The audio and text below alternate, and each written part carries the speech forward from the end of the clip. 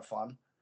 I'd like to pass it around to some of the other guys on the call because they all have a lot of experience also. I have a question on that.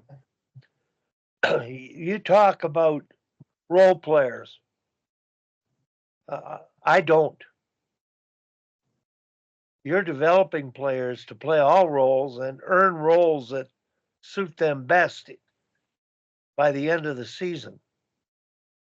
And to me, the problem is coaches shorten the bench, ignore the so-called role that we're labeling role players, and they're being left out. And nobody says anything because winning is all that matters. And I think I'm just saying the example here of the Edmonton Oilers finally getting something out of their role players because they're playing.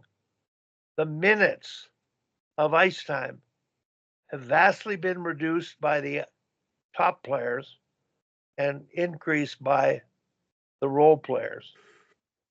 So I think bench management, which is a part of a coach's philosophy, accepting that is what's lacking in a culture. And I don't like taking it into a political norm, but it is that. It's individualism versus socialism.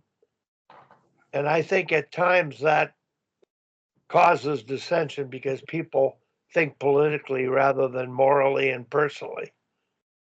So I don't know if that goes anywhere, but I think it's the nuts and bolts. Hell, when we talked earlier, you were talking about players and the idea of social courage and how do players get to feel valued?